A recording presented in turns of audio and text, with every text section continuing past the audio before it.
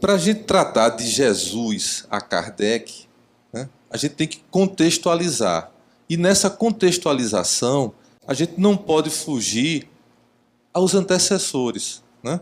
E vamos botar uma demarcação em Moisés. Porque a tradição de Moisés, Jesus até Kardec, né, ela é uma tradição de toda, vamos dizer assim, a nossa sociedade, a nossa cultura ocidental, né? Apesar de que os hebreus vêm lá do Oriente e tal, mas assim, o que a gente tem hoje como essa cultura ocidental em contraste às demais culturas. Mas veja só, então, a gente tem a Gênesis, né? Lá na Gênesis a gente vai ter Noé, depois de Noé a gente vai ter Abraão. Abraão ele vai dar aquela ideia do Deus único, né? do monoteísmo, né? Então ele começa a trazer a ideia de que existe um poder maior, existe algo maior que deu origem ao que existe. Então, depois de Abraão, a gente tem aquela questão de José. Lembra, José foi vendido pelos irmãos como escravo, foi para o Egito, depois do Egito levou o povo hebreu para lá, e depois chegamos em Moisés, que recebeu a missão de libertar o povo do Egito e trazer para a região deles, para a região para a região de Caná, né? E tem aquela famosa Parush, que é a Páscoa que nós comemoramos, a libertação.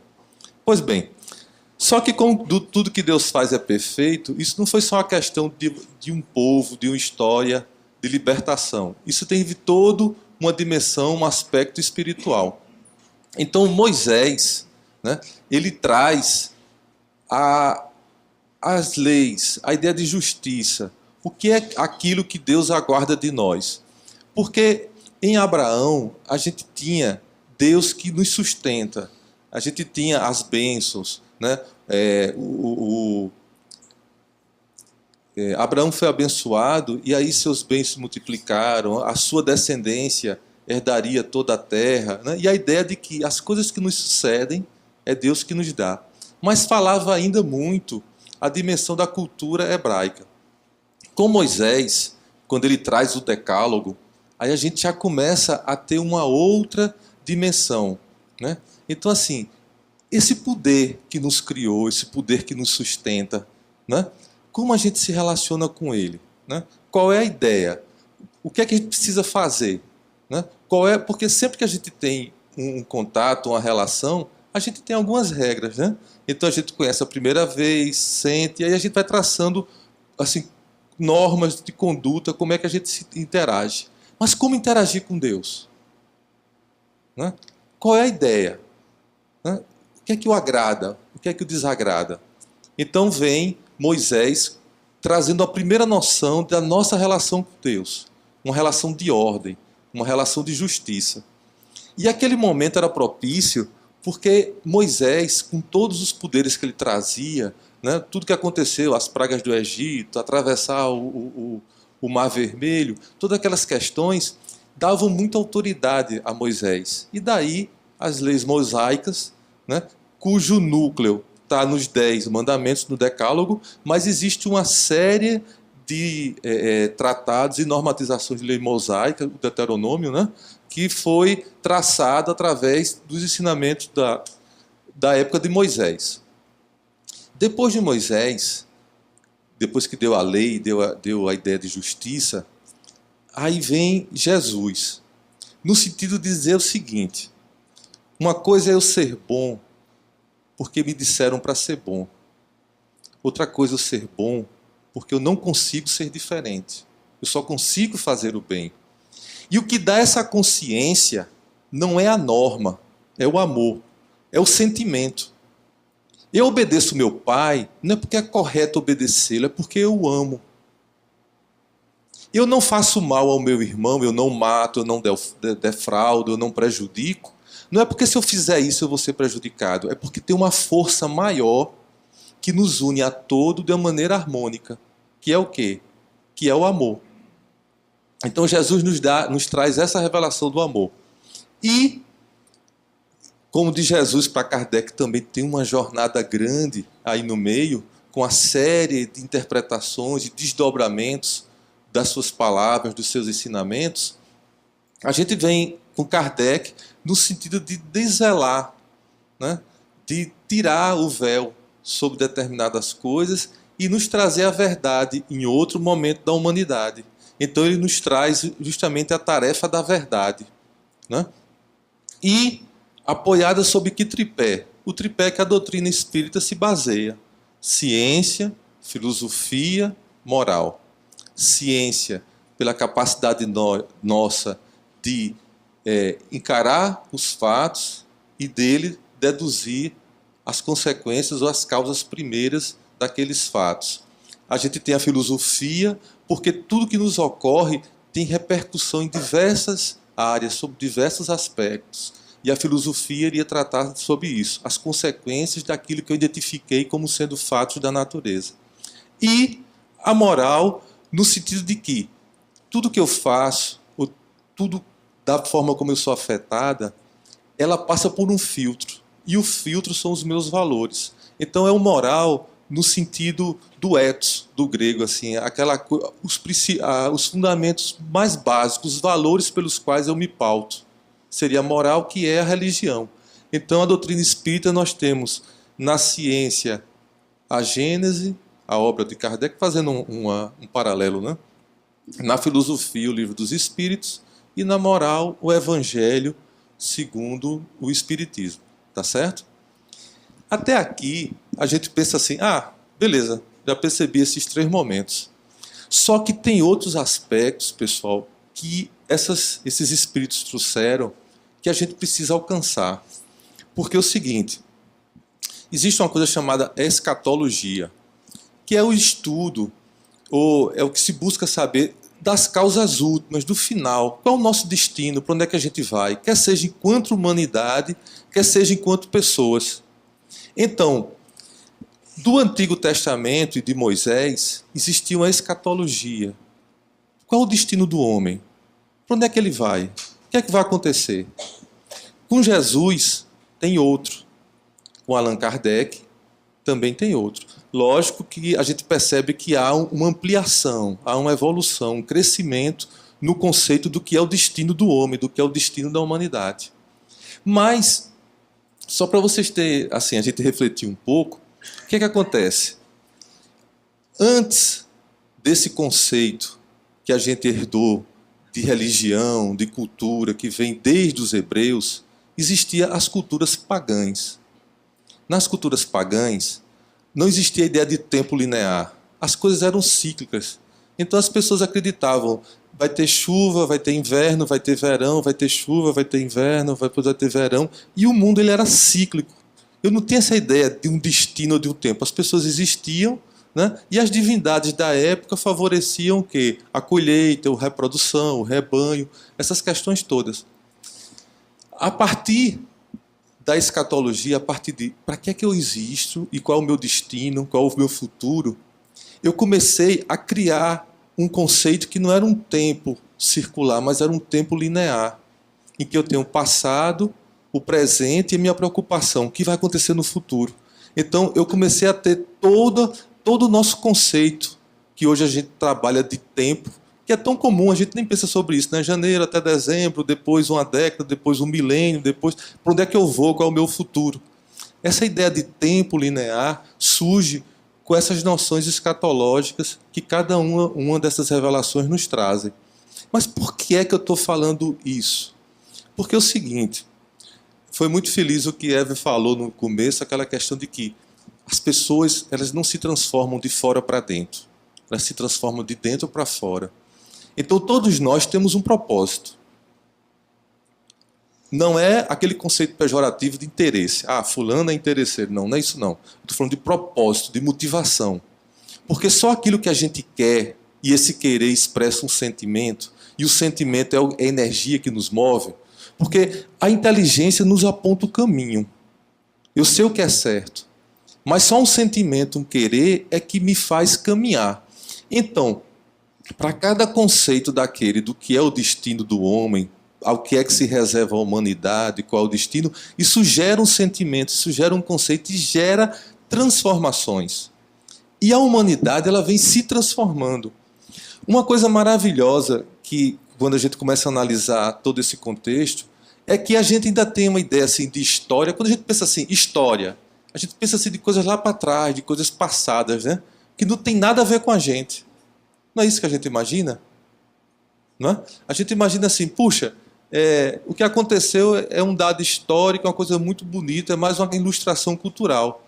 Como se nós não fôssemos resultado de tudo isso.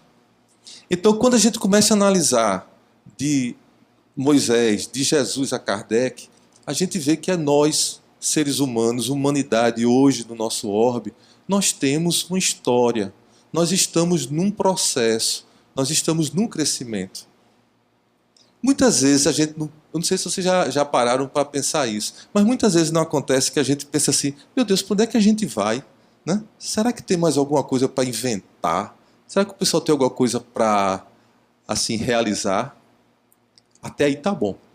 O problema é quando você diz assim, puxa, todas as soluções já foram tentadas, não tem futuro. Não vejo solução. Já ouviram essa história? Não sei quem vai resolver esse problema, não tem isso, né? Tipo assim, em todos os aspectos, né? Nos aspectos de tantas doenças que aparecem, né? Nos aspectos políticos, sociais, né? Tantas coisas. Meu Deus, quem vai resolver isso? Como se a história terminasse hoje conosco. Como se nós, humanidade, não estivéssemos num processo. Nós não estivéssemos num contínuo de crescimento, de evolução. Então, perceber isso muda o nosso cenário interior, muda o nosso quadro de sentimentos e, a partir daí, a gente vai ganhando impulso para se transformar. Então, na época de Moisés, acreditava-se que os espíritos bons e maus, quando morriam, iam para uma região chamada Seol. E que nessa região, um belo dia, quando houvesse o advento do Messias, o pessoal se iria ressuscitar, né? Os bons e os maus para sofrerem a execração pública, e os bons para irem no convívio do reino de Deus, e por aí vai. Né? Antes de Moisés ainda, na época de Abraão, ainda era assim. As pessoas pensavam que seguir a Deus, obedecer a Deus, era ter a vida, é ter saúde, era ter bens, é ter assim, prosperidade. Né? O futuro, a morte, era justamente o resultado do pecado mesmo, porque a ideia era você viver sempre. E, como eles também falavam do céu, porque essa tradição vem de antes, desde a época de Abraão, Moisés, quando fala, né, a ideia do destino dos espíritos, da alma naquela época, era esse. Tá certo? Se eu seguir a Deus, eu vou ter os prêmios aqui na Terra, né? E quem morre, se for bom, está lá no céu esperando, se for ruim também está lá, mas no futuro vai voltar para quê? Para viver aqui, sem doença, sem nada, eternamente.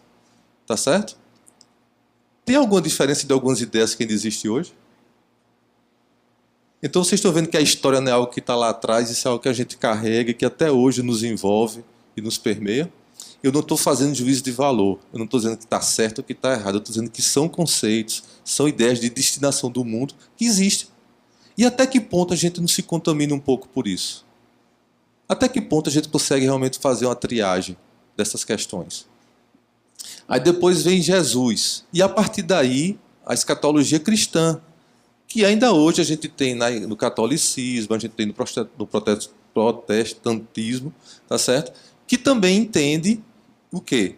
Que as pessoas boas, né, vão, depois que falecer, vão aguardar o advento da segunda vinda do Cristo, e depois da segunda vinda do Cristo, eles ressuscitarão e voltarão à Terra e vão viver aqui, né, e vão assim, ter uma sociedade sem injustiça, sem doenças, sem essas questões todas, mas uma vida terrena, uma vida aqui nesse contexto.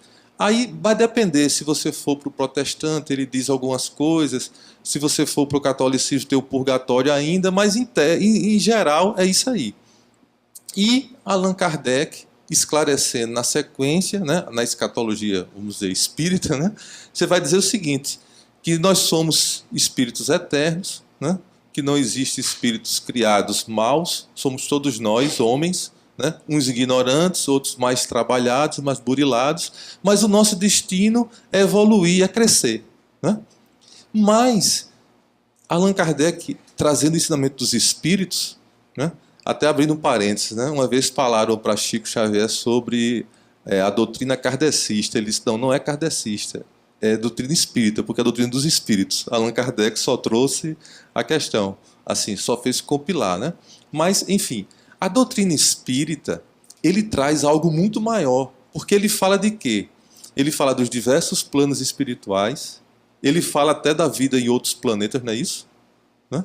Então ele extrapola o destino da raça humana, o destino da humanidade, o destino de cada um de nós. Quais as consequências disso na nossa vida? Essa que é a questão. Porque pontuar de Jesus a Kardec é perguntar o seguinte: quais são as ideias, os conceitos, os motivos, né, que Jesus vem através do amor, porque o amor ele envolve tanto a justiça quanto a verdade, né? A verdade e a justiça, elas têm como mola propulsora o amor, a busca, o sentimento que nos mantém, né, ligados, jungidos a isso. Então, quando Jesus nos fala com relação a na minha casa tem muitas moradas, né? Ele não fala isso, né? Ele não começa a falar que vós sois deuses, a semelhança das antigas escrituras. Ele nos começa a apontar, né, que a destinação do homem ela é bem mais ampla, ela é bem maior, tá certo? E Allan Kardec, compilando a doutrina dos espíritos, vem justamente ampliar isso. Mas o que eu acho importante aí a gente refletir é que todos nós, mesmo conhecedores da doutrina espírita, muitas vezes a gente é permeado pelos conceitos e pelas ideias que vêm desde essa tradição, desde as leis mosaicas até hoje. Aquele Deus cruel, aquele Deus que castiga, né? Às vezes a gente fala tanto, olha pessoal, causa e efeito é diferente de ação e reação. Causa e efeito, assim, se eu jogo uma bola aqui na parede, ela bate de volta. Então, assim, se eu corto a mão de uma pessoa, na outra encarnação eu vou vir sem mão.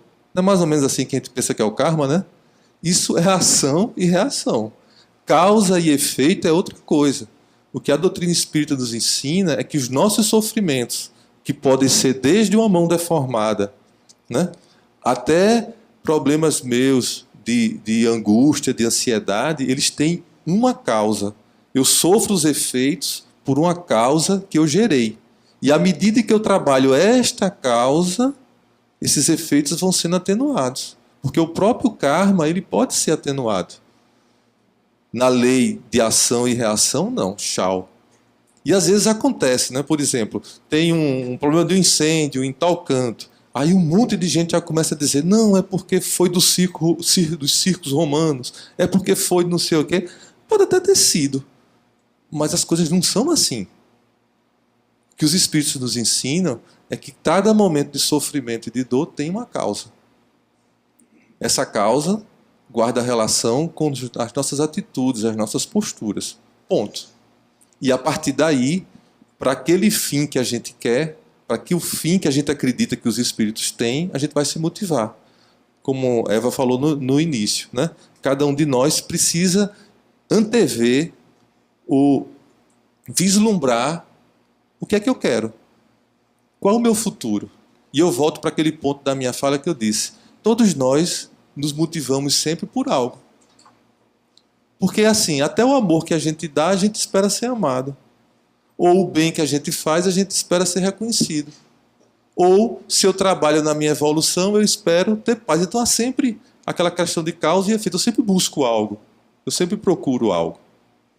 Bem, então feitas essas primeiras considerações, então vamos lá. Então o que aconteceu? Você encontra no Êxodo, né, lá na Bíblia, que disse Moisés a Deus, que Deus disse assim, Moisés, tu vai lá no Egito e tu vai libertar o pessoal. Aí Moisés disse, eis que eu Quando eu for aos filhos de Israel e lhes disser, o Deus de vossos pais me enviou a vós, e eles me disserem, qual o seu nome? O que lhes direi? E disse Deus a Moisés, eu sou o que sou.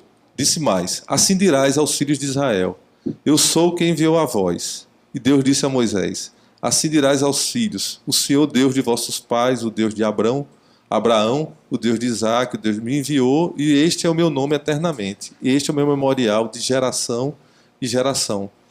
Então, já começa a partir daí, desde aquela época, e daí a importância, a ideia de Deus, não um Deus como uma pessoa, como um homem, mas o que existe, a causa primeira.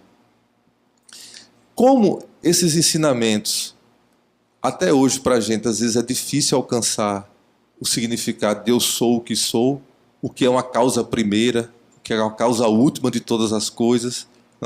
Aquela primeira pergunta lá do Livro dos Espíritos é algo que a gente lê, mas é difícil você absorver. Basta você tentar explicar para uma criança o que quer dizer causa primeira de todas as coisas, você vai ver que a coisa não é fácil, não é trivial. É algo que a gente vai evoluindo, a gente vai travando conhecimento e vai crescendo. Na sequência, depois que sai o pessoal do Egito tudinho, que muitos já ouviram essa passagem, vem justamente o decálogo. Então começa a questão, não terás outros deuses, não tomarás o nome de teu Deus em vão. Né? E é interessante que essas prescrições, pessoal, são atuais como nunca. Né? Basta a gente ver 2 torcidas de time de futebol, cada um pedindo a Deus, meu Deus, que eu ganhe, que eu ganhe, que eu ganhe, que eu ganhe, como se Deus fosse intervir em cada atividade esportiva. Né? Isso é só uma forma simplória de mostrar que muitas vezes a gente toma o nome de Deus em vão na medida em que a gente desconhece, muitas vezes, o motivo das vicissitudes, do sofrimento. É óbvio que Deus pode nos dar força para superar, mas até em que medida nos é necessário enfrentar aquilo? A semelhança daquela pessoa que não quer mudar, que não quer melhorar, e que muitas vezes o sofrimento está no contexto do seu crescimento, como uma linguagem, como um caminho. Né? Então, Moisés nos traz essas passagens e fala, não matarás, não adulterarás, não furtarás, não dirás falso testemunho contra o teu próximo, não cobiçarás a casa do teu próximo. Porque o que acontece? Toda vez que a gente tira o centro de nós e coloca o centro no outro, a gente começa justamente a desenvolver sentimentos de desamor, de separação. Por quê? Porque sempre que a gente se volta para o outro, ou a gente acha o outro superior, ou a gente acha o outro inferior a nós. Raríssimos casos a gente diz assim, não, fulano é tão bom quanto eu. É difícil. Às vezes a gente faz isso quando erra. Se eu erro, mas fulano também erra também. É mais fácil. Mas nos nossos acertos é mais difícil. Por quê? Porque algo em nós, a nossa individualidade, pelo próprio nome individualidade, busca justamente destacar-se, busca ser único. E como é que você desfaz essa ideia de eu sou único, o mundo é para mim? Pelo amor. Pela capacidade de você se abrir, de você sentir o outro, de perceber o mundo de uma maneira harmoniosa. Então, o decálogo, quando a gente começa a analisar no seu âmago, ele traz justamente todo um trajeto que o espírito ainda vai começar a trilhar, né, de trabalhar a si próprio e uma relação harmoniosa com o meio que o cerca. E uma relação harmoniosa com as causas primeiras, com o seu Criador. E é justamente os grandes desafios que nós temos hoje. Né, Agripino? Como é que eu vivo a minha vida, os meus conflitos, minhas questões? Como é que eu vivo a minha religiosidade, minha relação com Deus? Né? Então, desde Moisés, ele já vai trazendo isso para a gente ir trabalhando essa questão dos conflitos. Bem, então vamos começar a tratar da questão do advento de Jesus, né? De Jesus a Kardec. Neste livro aqui, A Caminho da Luz, é uma obra muito interessante de Emmanuel, porque dentro daquilo que a gente tinha conversado no início, nós, humanidade, né, nós não estamos assim lançados ao léu ou espalhados. A nossa existência, a nossa formação ele segue todo um plano espiritual de desenvolvimento. Porque, assim, o amor que Deus tem por nós ao nos criar não é um amor que nos abandona, ou é um amor que nos se agasta com as nossas falhas e os nossos erros. Mas é um amor consciente que nos busca oportunizar as condições de crescermos. É uma didática difícil, né? A maioria aqui eu acho que tem filhos, não? Quem tem filhos aqui, além de mim? Né? Rapaz, como é difícil seguir essa didática de Deus, né? Assim, tipo assim, vai, filho, enfrenta, eu estou contigo, mas vai, né? É difícil, né? Porque, assim, o nosso amor é um amor que, assim, não é que Deus não nos proteja, mas é aquele amor que a gente, por não alcançar as coisas, a gente quer evitar todo tipo de dor, todo tipo de sofrimento. A gente acha que qualquer coisa, se a criança chorar, vai ser o final do mundo, né? Mas também a nossa estatura espiritual, né? A gente ainda está crescendo, ainda está aprendendo esse processo todo. Então, essa pedagogia que Deus tem conosco é algo que nos supere muito, né, por conta ainda do nosso emocional e da nossa percepção das coisas. Então, vamos para o advento do Cristo. Neste livro aqui, como eu falei, né, quando ele mostra que a humanidade recebe todo um ciclo, a gente começa a ver que as coisas têm início, meio e têm destino. E é importante a gente ter essa consciência. É importante a gente entender que nós, humanidade encarnada na Terra, né, e aquela população invisível que cerca, né, nós não estamos assim soltos às forças cegas da natureza, porque não existe forças cegas na natureza. Na verdade, tudo isso é um processo. Aí vocês dizem, puxa, você está sendo repetitivo. Estou, para enfatizar o seguinte, a gente precisa entender, pessoal, que existe um lastro, existe um piso. Porque hoje a gente está num processo de tantas mudanças, de tantas transformações, né, que às vezes a gente diz, pelo amor de Deus, o que danado é certo? Né? Qual é a maneira correta de agir? Né? Inventaram um conceito de politicamente correto, que a gente não pode dizer nada, a gente não pode se manifestar, dizer o que pensa, não dizer o que pensa para ofender, mas simplesmente dizer eu acredito nisso eu não acredito. E seguindo aquela pedagogia de Deus, né? Eu acredito, você não acredita, você vai seguir seu caminho, vamos ver teu resultado, vou ver o meu, né? Se eu precisar me corrigir, mas na frente eu vou ter que ir, se você for também. Né? Mas essa via. Então a gente precisa entender que há um lastro, que nós não estamos largados às forças do mercado, às forças políticas, tá certo? Não é isso, existe todo um contexto, isso é importante. Então eles mostram, né, que nas tradições do mundo espiritual existe uma comunidade de espíritos angélicos perfeitos. E entre essa comunidade, dentro dessa comunidade, Jesus a integra. Né? E que essa comunidade, né, conta a tradição, que se reuniu duas vezes. Uma, quando a Terra era só uma massa gasosa, incandescente, para definir o local no espaço, a dimensão, o tamanho, como é que ela ia ser, como é que ela ia formar-se em planeta. Né? E a segunda, para definir a vinda do Cristo. Para vocês verem como o advento da vida do Cristo é algo importantíssimo para nós. Não é só porque ele marcou o tempo, antes de Cristo, depois de Cristo, né? Mas é porque ele nos conduz de uma maneira segura a uma aproximação com essa força maior, esse princípio maior que é Deus. Porque Moisés dizia, olha, você obedece pelas questões escatológicas, né? Porque você vai morrer, você vai para o Seol. No dia que o Messias vier, que você for sofrer a ressurreição, você vai ser castigado, você vai apanhar. E você tinha aquela ideia de um Deus opressor, um Deus que exigia de você, independente das circunstâncias da sua vida, a perfeição. Aí Jesus vem e traz a lição de amor. Chamar Deus de Pai você só vai encontrar a partir dos evangelhos. Você vai ter Elohim, Yahvé, né, Shaddai, né, até o inominável, todas aquelas expressões. Mas Pai, chamar de Pai, a gente só tem do evangelho, Abba, do evangelho para cá. A gente pensa que é pouca coisa, mas faz muita diferença. Muda muito. Jesus traz Deus como um Deus de misericórdia, um Deus de perdão. Né? Quantas vezes eu devo perdoar? 7? Não, inúmeras vezes. Não é só essas vezes. Né?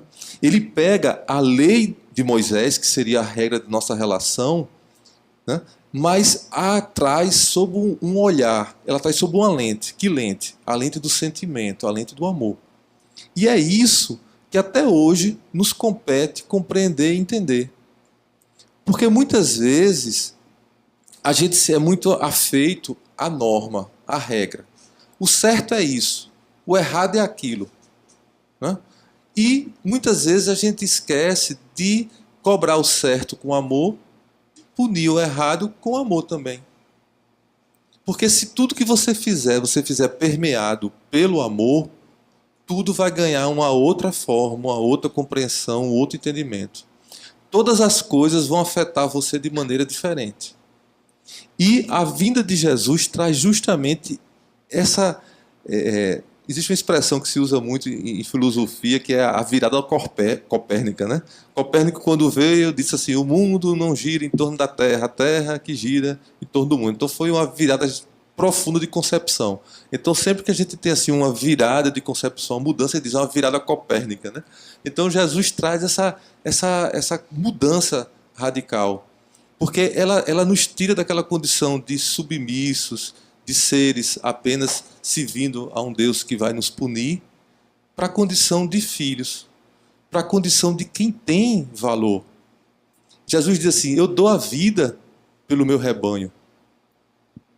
Ele mostrando justamente que o outro me incomoda, me interessa, o outro eu amo, o outro eu quero. É justamente essa doutrina toda que permite trabalhar a justiça não como algo que oprime, mas como algo que organiza, como algo que dá a cada si na medida de que cada um merece. E sempre se faz isso com amor. E é sempre assim. Não precisa ninguém dar o seu testemunho aqui, né? Mas analisando de si para consigo. Deus não perdoa a gente muito mais do que as coisas boas que a gente faz. Vamos pensar com calma. Né? Quantas bobagens às vezes a gente faz e Deus nos concede tanta coisa, né? Então, se a gente tiver um pouco de consciência, vamos dizer assim, a gente vai perceber que realmente Deus é amor. Deus nos perdoa. Porque muitas vezes Ele nos concede muito mais do que a maneira, às vezes, mesquinha, egoísta que a gente age. Apesar de nos conhecer profundamente. Porque tudo, assim, a gente pode até tentar disfarçar as causas últimas da nossa ação, né? A nossa moral, qual foi o valor que a gente usou para fazer determinada atitude. Né? Mas para Deus ninguém esconde. E Ele sabe. E mesmo quando a gente pisa na bola, usando essa expressão, né? E faz alguma coisa errada, quantas vezes, mesmo em meio a um erro, mas Deus não nos abandona, muitas vezes nos abençoa, nos dá uma coisa maravilhosa, um presente. Né? Então, assim, aprendamos com isso. E Jesus vem ressaltar esse Deus de amor. Né? Aí ele diz, né? O Jesus... Sim, o mundo era um imenso rebanho desgarrado. Cada povo fazia da religião uma nova fonte de vaidades, salientando-se que muitos cultos religiosos do Oriente caminhavam para o terreno franco da dissolução e da imoralidade. Mas o Cristo vinha trazer ao mundo os fundamentos eternos da verdade e do amor. Sua palavra mansa e generosa reunia todos os infortunados e todos os pecadores. Então, se há um símbolo, se há algo que representa um dístico da presença de Jesus e da sua vinda, é justamente esse amor. E é isso que a gente assim precisa cada vez mais lembrar, não esquecer. Porque às vezes a gente, até para a nossa dificuldade de amar, a gente se atém muito à questão do conhecer, do intelecto, do conhecimento. E se descuida um pouquinho dos sentimentos. Como se só saber, eu li todos os livros de tal autor, eu fiz todas essas coisas. Isso aponta um caminho, mas isso necessariamente não quer dizer que eu sinta aquilo. Né? Porque quando eu sentia, é porque eu sou. A maneira como eu sinto, como eu ajo, pela motivação dos meus sentimentos, é exatamente como eu estou. Então, mesmo nós, depois do advento de Jesus e já com o advento de Kardec, não nos esqueçamos, ainda hoje, a doutrina de amor do Cristo, ela é extremamente relevante. Até porque o próprio Kardec também fez questão de dizer, fora da caridade não há salvação. Querendo mostrar que não é só entender a natureza dos fenômenos, né? Nem entender os desdobramentos filosóficos dos fenômenos, mas é sentir o que eu estou fazendo, é sentir esse processo. E isso permeia tudo, pessoal. É impressionante. Do acolhimento do irmão encarnado na casa espírita até uma doutrinação numa mesa mediúnica. Por mais que você entenda, não, esse irmão, ele está aí com, assim, com as dimensões dele em termos de perispírito, as suas emoções, ele ainda está numa sintonia que precisa da energia, do médico. Você entende todo o processo. Mas ali você está vendo uma pessoa que está sofrendo. Ele pode não sentir dor física, mas a dor que ele está sentindo, que muitas vezes ele traduz por física, é lacinante, é forte também. Então, não é só o conhecer e o entender, não é só a verdade do que está acontecendo, mas é todo o amor, tudo que se traduz por trás daquilo que objetivamente a gente está vivenciando. Então, assim, de Allan a Kardec, ou de Jesus a Kardec, desde Moisés a Jesus a Kardec, não são coisas estanques, não são momentos estanques, mas formam um todo de nós, como humanidade, a evoluir, caminhos que a gente precisa tratar, e todos nós, em determinados momentos da nossa vida, em determinadas circunstâncias, às vezes a gente está mais lá para as leis mosaicas, às vezes a gente está mais aqui para o raciocínio, na verdade, de Kardec, e poucas vezes a gente está no amor mesmo, que é o que Jesus nos ensina. Certo? Então, afirma Emmanuel, né? As palavras de Jesus não passarão, porque serão verdadeiras em todos os tempos. Será eterno o seu código moral, porque consagra as condições do bem que conduz o homem ao seu destino. Então, Jesus tanto trata da verdade, como Allan Kardec tratou de fortalecer, como trata também da questão do seu código moral, da justiça, do seu tempo. Tendo por missão transmitir aos homens o pensamento de Deus, somente a sua doutrina em toda pureza pode exprimir esse pensamento. Por isso foi que ele disse, toda planta que meu Pai Celestial não plantou, será arrancada. Então, meus amigos, antes de passar para o advento de Kardec, né, fica a deixa. Leiam o Evangelho, estudem o Evangelho, pratiquem o Evangelho. Comece com o Evangelho no lar. Não deixe de fazê-lo. Por quê? Porque a gente precisa conhecer, a gente precisa vivenciar esse advento do amor, essa missão do amor, esses ensinamentos de amor que o Evangelho espelha. A gente precisa disso. É o que nos dará equilíbrio. Muitas vezes a gente assim fica relacionando, não, eu tenho as ondas pensamento, as formas de pensamento, as energias do sentimento. É verdade, toda essa fenomenologia existe. Como é que eu trabalho isso? Pelo amor. Não adianta eu saber todo... É como assim, é como eu tenho um carro super moderno, eu sei dirigir, tal, mas eu não tenho combustível, o carro não sai do canto. O combustível é o amor, é o sentimento. Se você não estiver motivado por um desejo de vivenciar o bem, né, poucas energias você vai conseguir mobilizar. É por isso que é tão profundo os ensinamentos de Jesus. Bem, lá para o século XIX, né, depois do advento de Jesus, vem aí, Emmanuel nos fala, né? Apelos ardentes são dirigidos a Jesus pelos gênios tutelares dos povos terrestres. Assembleias numerosas se reúnem e confraternizam no espaço, próximos à Terra. Um dos mais lúcidos discípulos do Cristo baixa ao planeta, compenetrado de sua missão consoladora. E 2 meses antes de Napoleão sagrar-se imperador, nasce Allan Kardec, em 3 de outubro de 1804. Allan Kardec, todavia, na sua missão de esclarecimento e consolação, fazia-se acompanhar de uma pleiade de companheiros e colaboradores, cuja ação regeneradora não se manifestaria tão somente nos problemas de ordem doutrinária, mas em todos os departamentos da atividade intelectual do século XIX.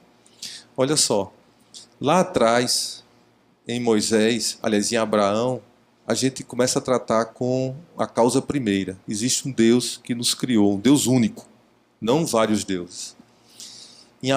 Em Moisés, a gente começa a ver as normas de como se relacionar com esse Deus. Em Jesus vem toda a doutrina de amor.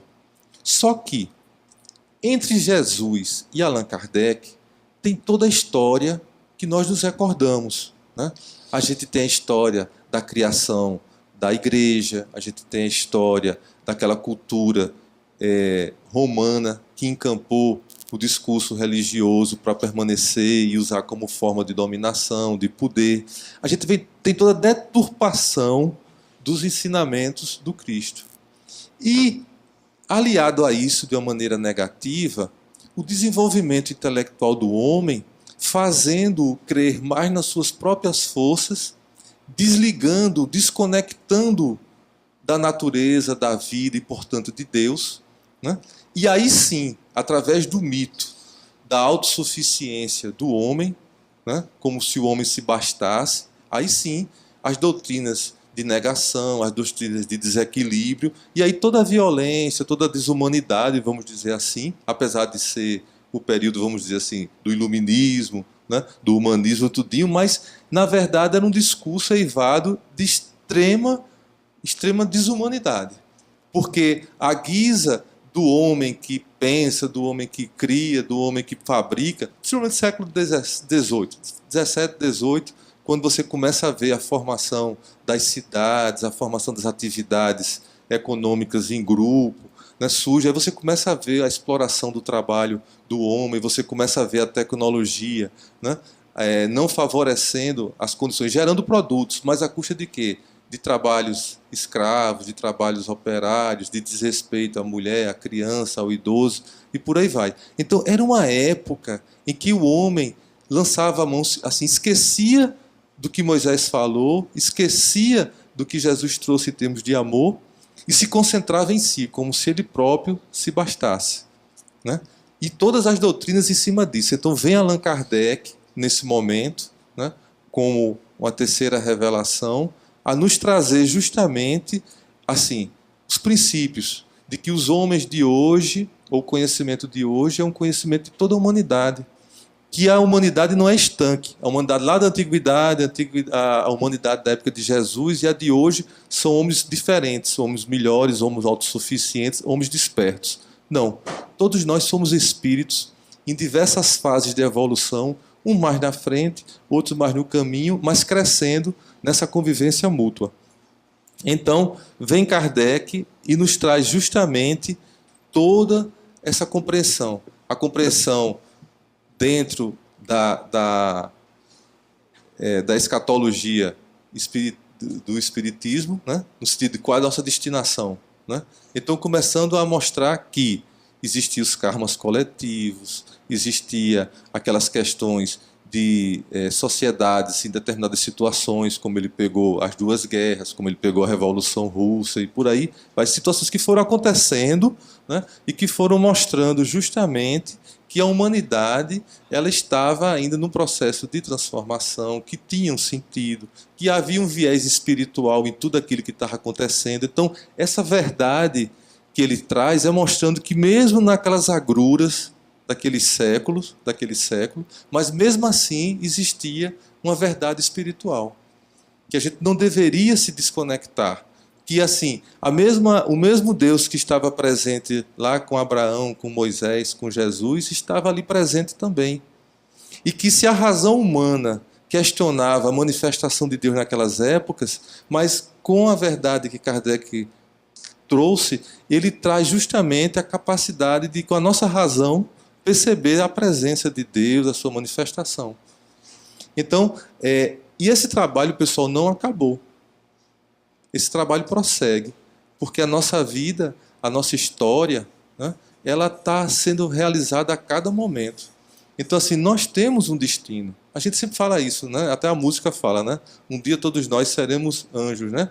Mas vamos levar isso a sério, entendeu? Porque ser isso, ou nos tornar isso, não é titulação que um belo dia a Casa Espírita certificar, sois anjo, né? Na verdade, isso é algo que vai depender do seu estado emocional, do seu estado mental, enfim, do seu crescimento espiritual.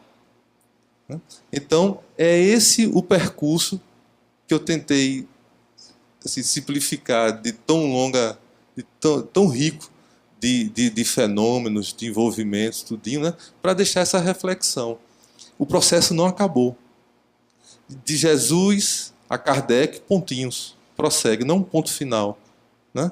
Esse processo todo prossegue, e prossegue sob a tutela de Deus, sob a tutela dos espíritos superiores que nos protegem e nos conduzem, né? Então, assim, eu quero encerrar com uma frase que o professor Carlos Romero, lá da Federação, dizia muito. Ele disse assim, olha, se você vê um espírita triste, irritado, chateado, tudinho, questiona um pouquinho o quanto ele é espírita. Porque, assim, toda a nossa doutrina é uma doutrina de esperança. Toda a nossa doutrina é uma doutrina de conquistas, de transformação, de capacidade de nos informar que nós podemos alterar a nossa existência, nós podemos nos transformar. Não quer dizer eliminar as dificuldades, mas ter a força, a energia de superá-las. Então, assumamos o nosso papel nesse processo como um todo, né? Pessoas como nós existiram desde Abraão, que estavam vivendo isso. Pessoas como nós viveram Moisés e o Decálogo. Pessoas como nós viveram, ouviram lá na Galileia Jesus. Na Idade Média, passaram todo o guante das instituições religiosas. Tudo. Eram pessoas como nós, ou talvez nós mesmos. E hoje, sobre a doutrina espírita, também somos nós. E nós temos um papel. Não abdiquemos do nosso papel. Nosso papel enquanto indivíduo, nosso papel enquanto humanidade. Eu sei que a evolução é individual. Cada um evolui sozinho. Mas nós temos um papel também em manter a vibração do planeta. Estamos caminhando para um planeta de regeneração, né? Trabalhemos por isso. Trabalhemos a nossa casa mental, nossos pensamentos, nossos sentimentos, né? Sejamos medianeiros, médios, da esperança, do otimismo, da fé, da alegria, né? Da compreensão, porque muitas vezes a gente nem quer compreender o mundo, né? A gente simplesmente não tem jeito e abandona, né? Não façamos isso, tá certo? Então, assim, que a vida de Jesus, o advento do Espiritismo com Allan Kardec e tudo mais que há por vir, o nosso Chico Xavier, o nosso Divaldo e tantos outros, né, que prosseguirão, esses luminares, né, nos conduzam justamente a essa consciência. Que assim seja, uma boa noite para todos.